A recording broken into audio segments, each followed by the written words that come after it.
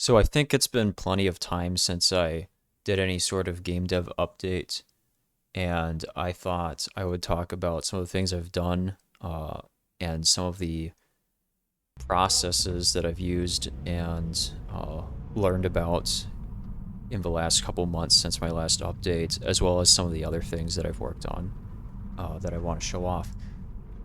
So the first thing that I want to talk about is build tools and automation. Last video, I talked about how I thought I had a need for better automation tools. Leading up to that video, I've been working a lot on the code for the game and not so much on the assets, so it was starting to become very clear to me that it was really inefficient to be dragging files around between folders and using really a handful of different programs just to get my code from the IDE into the game and running. So I came up with one solution that's a little unorthodox, which was to use the Lisp programming language, or specifically eLisp, within this program called Emacs. Um, what Emacs is essentially is a framework for building your own productivity tools that is built into its own IDE, its own text editor, which is when you first download Emacs, it's really what you have is this text editor that allows you to write code in Lisp or eLisp and then evaluate that code. And it's all primarily in plain text, will be the contents of your programs, which is surprisingly useful and surprisingly flexible. So I wrote a program using this framework and this language that it essentially just brings up a plain text representation of what normally would be a GUI in a Windows program. It just says all the things that I might want to do or configure, and then shows the keybinds that I would theoretically use to um, replace clicking on GUI elements. Most of them I haven't actually programmed because I, of course, pivoted away. And that, I guess, segues into the other thing that Emacs is nice for, which is its built-in markdown language called org mode. And that is just it's a more powerful version of Markdown, which is great for really Emacs projects, for your coding projects because of this feature called source code blocks.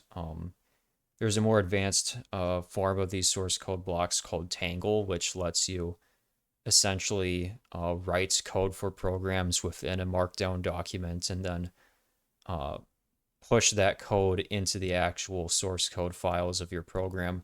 I'm not using that, but I am using the blocks to sort of write my own tutorials as I go for whatever I've been studying, whatever I've been trying to figure out. So that was pretty cool to learn to use.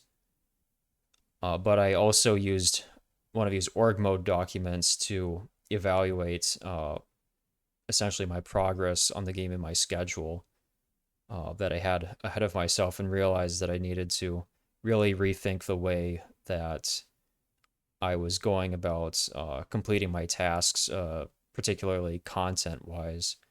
Um, and so that's another, I guess, a really useful thing about Emacs is that as a productivity tool, it's not just limited to your coding problems, but also organizational problems. It can help you, or it really helped me see uh, some problems that I hadn't really addressed in my workflow. Particularly, I was just taking way too long per an asset, and I hadn't made a decent document scheduling my asset creations to point that out, that at my current rate of creating assets, I was never going to finish anything. And so that sort of segues into the other part of what I wanted to update on, which is the content of the game that I've worked on. Um, in terms of building content, one thing that I really like to look towards is what the AAA studios that I really like what they've done in their development process, particularly Bungie when they worked on Halo. I looked at some Halo 3 development documents, and I think those are um, particularly insightful documents. If you go on the Halo 3 wiki, you can find all sorts of these development documents, concept art, notepad sketches, whiteboard drawings, and you can see these sort of iterative processes that everything Bungie made went through, where they start with something very loose and conceptual and artistic, really, and they sort of uh, work it more and more technically until it's eventually a functional game. And there's sort of these middle steps where you can see everything that's going to eventually be both technically and the general artistic direction, but it's all on paper.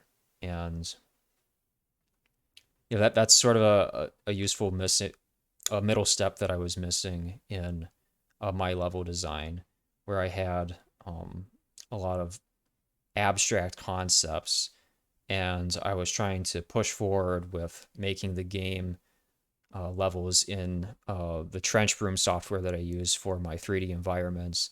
But I was really missing those whiteboard stage maps where you can get more technical than the pencil sketches, where you can say, I want enemies spawning over here, I want vehicles over here, I want the player to travel this way through the map, and these are the objectives, and these are sort of the key beats of the level. And Bungie would separate those into two different lists. They would have the objectives list, and then they would have the key beats, which are related concepts, but they're different concepts when designing the levels.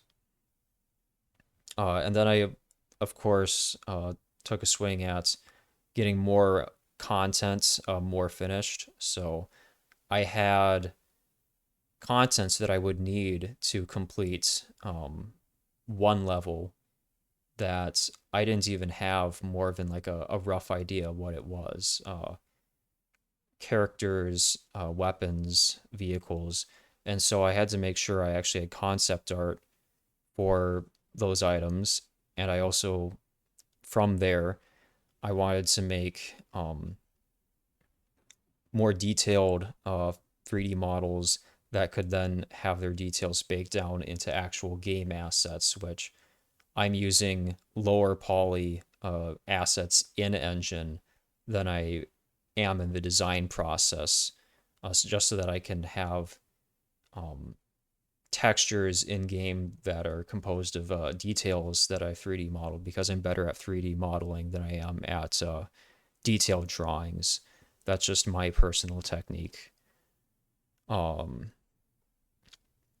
yeah, other things that I've learned in the last couple months. I came across this quote by John Romero. I'm going to paraphrase because I don't have it written down, but he essentially said that when developing a game, you don't want to start at the beginning, because the beginning of the game is the first thing that people see. The beginning of the game is essentially your hook. And so that should be the best thing you make, and therefore it should be one of the last things you make. But you also don't want to start at the end of the game, because that's also supposed to be impressive. It's something that's going to stick in people's memories. You should have the ending, figured out. That's me talking, not John Romero, I think.